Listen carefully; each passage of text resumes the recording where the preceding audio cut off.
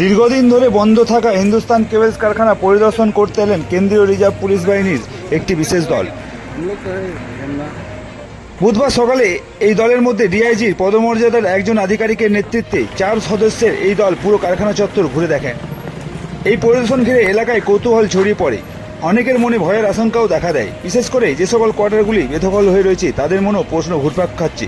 তবে সাংবাদিকদের প্রশ্ন এড়িয়ে পরিদর্শন করতে আসা কেন্দ্রীয় দলের কোনো আধিকারিক কোনো মন্তব্যই করেননি, যা নিয়ে এলাকার মানুষের মধ্যে কৌতূহল ও প্রশ্নের জন্ম দিয়েছে। তো এই বিষয়ে হিন্দুস্তান কেবলস পুনর্বাসন সমিতির সভাপতি সুভাষ মহাজন জানিয়েছেন, প্রতিবার ভোটের মরশুম এলেই কেন্দ্রীয় সংস্থাগুলি পরিদর্শনে আসে, কিন্তু কিছুই হয় না।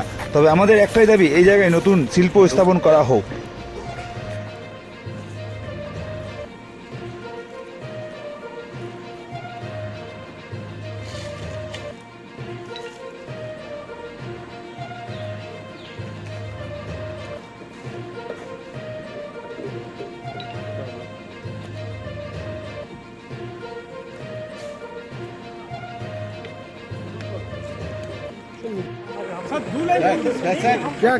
क्या परिदर्शन किया सर?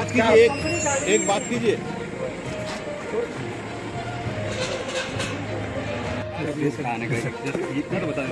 अभी कुछ नहीं सर, थोड़ा सा ब्रीफ कर दीजिए सर। अभी जो परिस्थिति है उसको लेकर कुछ लिखा क्या? সিআরপিএফের অফিসাররা ছিল এবং দুখানা গাড়িতে ফোর্স নিয়ে এসেছিল। পুরো হিন্দুস্তান কেবলসটা পরিদর্শন করবো এবং তারপরে আমাদের এডি বিল্ডিংয়ে ইউনিট হেড যে আছে আরএন ওঝা, ওনার সাথে দীর্ঘক্ষণ মিটিং করবেন। বাস এই বিষয়ে এর বেশি কিছু জানা যাচ্ছে না আজকে। তো কি মনে হচ্ছে কি আমরা তো ভাবছিলাম যে মক ড্রিলের বিষয়ে হয়তো পুরো এলাকা যেমন আজকে অ্যালার্ট আছে সেই বিষয়ে হবে, কিন্তু আবার এনাদের দেখলাম পুরো হিন্দুস্তান কেবলসটাই যতটা ছিল আমাদের জিতপুর পাম্প হাউস থেকে নিয়ে সমস্ত এলাকাটা পরিদর্শন করবে। এনারা কাউকে কিছু জানাবেন না।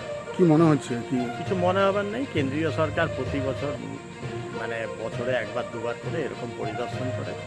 এখন নির্বাচন এসছে, নির্বাচনের আগে একটু বাংলাকে যদি কিছুভাবে মানুষকে বিভ্রান্ত করা যায়, অশান্ত করা যায়, এই চেষ্টা করছে।